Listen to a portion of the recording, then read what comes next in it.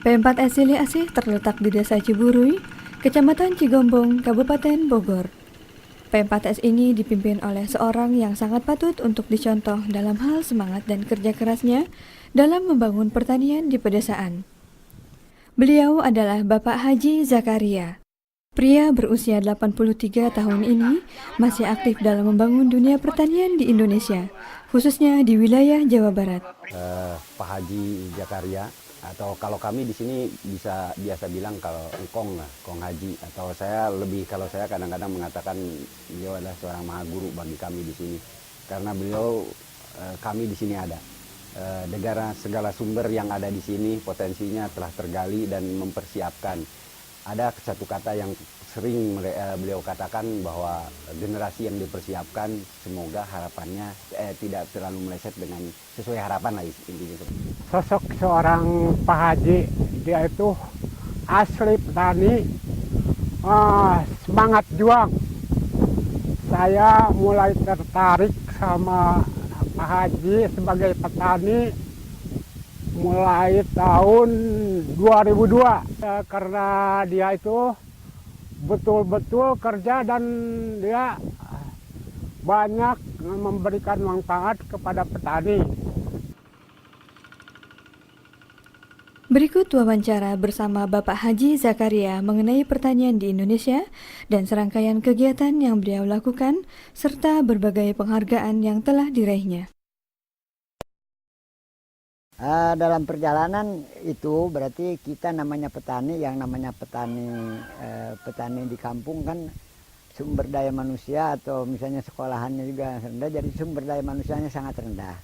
Padahal kita dalam menyongsong teknologi ini kan banyak sekarang ya, terutama dulu bertani kan hanya mengandalkan teknologi keturunan, terus akhirnya dengan adanya PPL kami dilatih, jadi mulai panca usaha, sesudah panca usaha ada sabta usaha, dari sabta usaha ada juga ke sini dilatih adalah 10 unsur teknologi padi, terus ada juga sekarang yang namanya 12 komponen agribisnis, ada lagi teknologi SRI, System of Rice Intensive, ada lagi I4BO, intensifikasi padi aerob berbasis organik, ada lagi sekarang PTT, pengelolaan tanaman terpadu, atau istilah kerennya ICM, Integrated Crop Management gitu barangkali.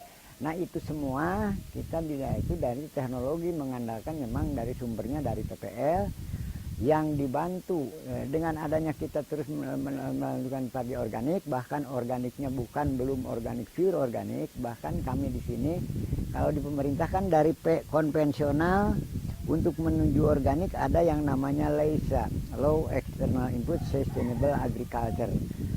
Kan itu sangat sulit diucapkan oleh petani, makanya istilah itu kami permudah, namanya POR, pertanian organik rasional gitu sampai sekarang gitu ya, karena kalau petani kan mengucapkan hal-hal baru yang sangat sudah.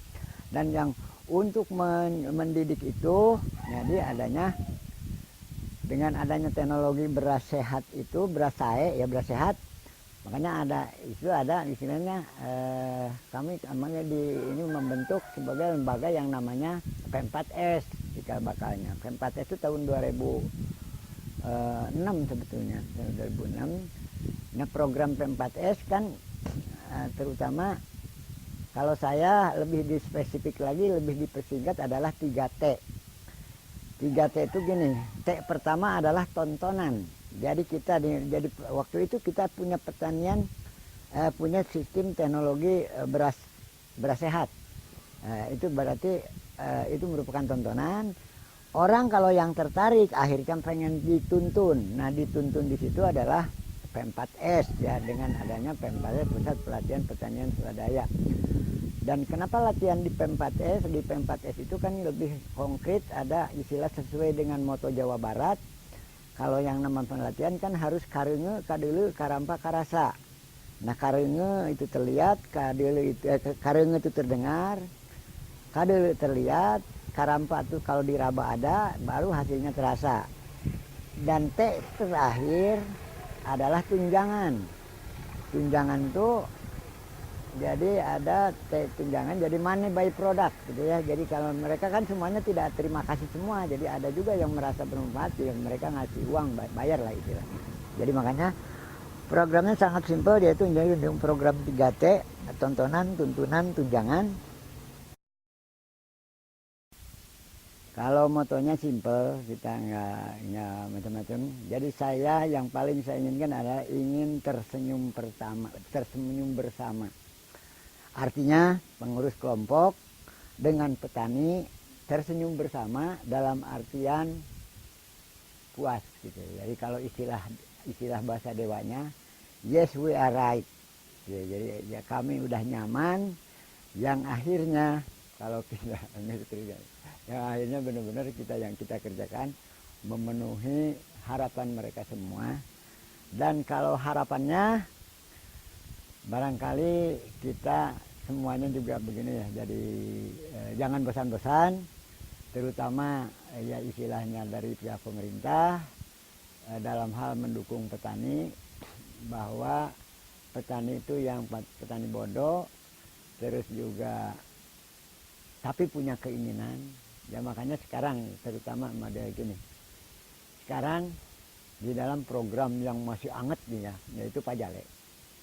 Harapan saya memang dari kita sama-sama ada sinkronisasi dari pemerintah dan petani. Marilah kita meningkatkan determinasi, daya juang. Karena apa? Karena kita tahu bahwa lahan kita udah sempit, kesuburan lahan kita kurang mendukung, animo pemuda kurang berminat ke pertanian, yang makan lebih banyak. Terus juga beras belum bisa dibuat dari plastik. Barangkali kalau kita tidak serius, tidak punya semangat juang memperjuangkan itu, barangkali akan kaduhung kemudian gitu ya. Pelatihan yang paling efektif dan efisien yaitu adalah di P4S. Tapi dengan catatan pesertanya harus dipilih dan yang ikut pelatihan harus gila. Artinya G-nya tuh gila tuh gali, I-nya ilmu, L-nya lakukan, A-nya aksi. Jadi gali ilmu di tempat pelatihan, sesudah pulang lakukan aksi.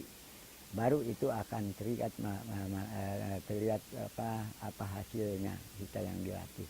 Karena ilmu bukan hanya untuk dipajang, tapi ilmu harus kalau ingin bermanfaat harus diaplikasikan di lapangan, diimplementasikan di lapangan, sehingga betul-betul manfaatnya bisa dirasakan oleh orang banyak.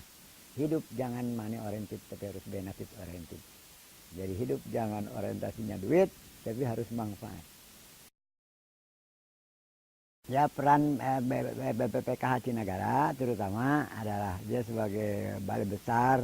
Ini adalah ya barangkali teknologi, di samping teknologi juga kita juga untuk dilibatkan dalam program ngelatih itu semua karena untuk supaya kita lebih biasa dalam hal membinakan orang. Jadi tidak hanya kita berkutat di kampung sendiri, tapi kita juga bisa bergaul dengan orang banyak.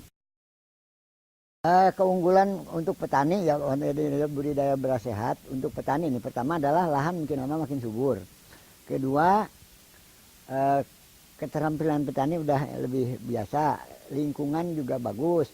Yang paling penting juga adalah dalam pemasaran itu public trust terbentuk, sehingga kalaupun orang udah pertanian organik semua, kita karena lebih dulu melaksanakan organik, jadi istilah kerennya one step ahead, selangkah lebih dulu, berarti kepercayaan publik udah kita bentuk duluan. Itu untuk yang petani.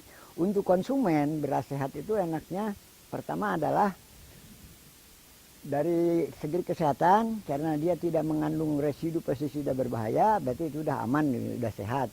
Kedua, rasanya lebih enak. Kenapa lebih enak? Karena begini, kalau kita analogikan, kalau pertanian konvensional itu makro satu di pertanian adalah NPK. Kalau di makanan makro satu itu beras, daging, sayur. Nah, makro 2 di pertanian ada yang namanya Mg, Ca atau kapur, satu lagi sulfur atau belerang. Itu kalau di makanan makro 2 tuh garam, gula sama cabai lah gitu ya. Nah, di pertanian yang itu kan ada unsur mikro seperti ada BO, MO, MN gitu ya, Al, jadi amonium, ada Fe segala macam, itu ada 7.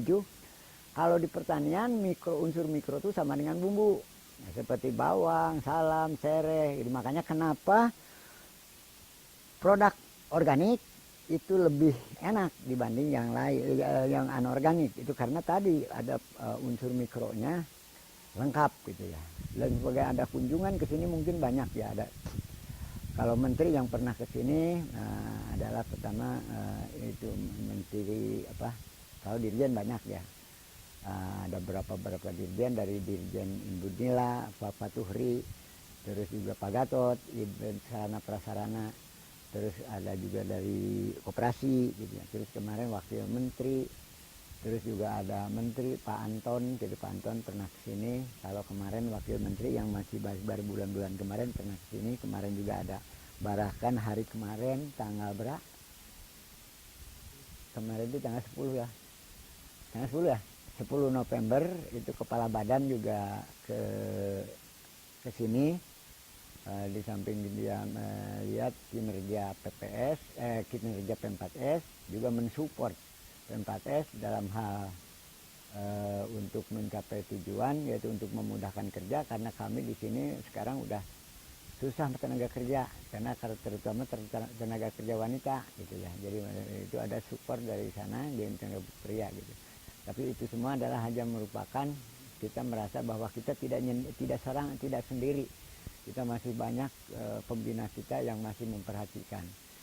Adapun dalam perjalanan kita juga yang namanya program, ada istilah perlombaan yang prestasi yang kami capai memang sudah banyak karena kami sudah lama ya, dari mulai yang tingkat nasional, dari mulai tingkat kabupaten, yang ini contoh tingkat nasional aja ya. Jadi pertama sistem laku, juara 2 nasional tahun 83.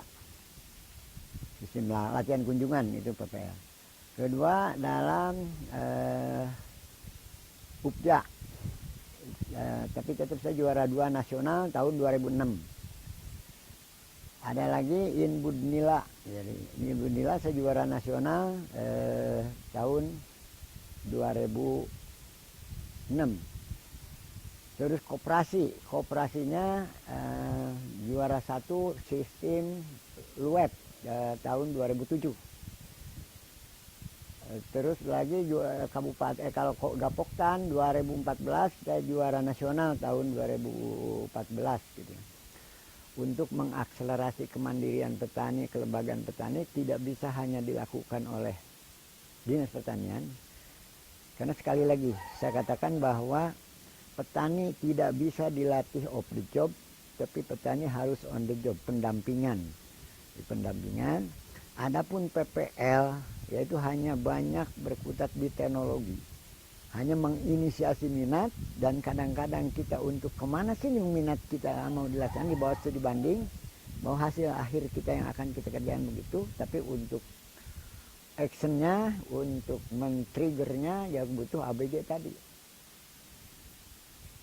Dan juga memang kita harus didukung oleh semua anggota yang mau mengikuti aturan, dan juga anggota yang punya determinasi ingin berubah, memperbaiki kehidupan, dan mereka harus disupport dengan kemudahan-kemudahan, yaitu dengan tersusunnya kelembagaan yang bisa berperan aktif. Besar harapan Bapak Haji Zakaria terhadap pembangunan pertanian di Indonesia.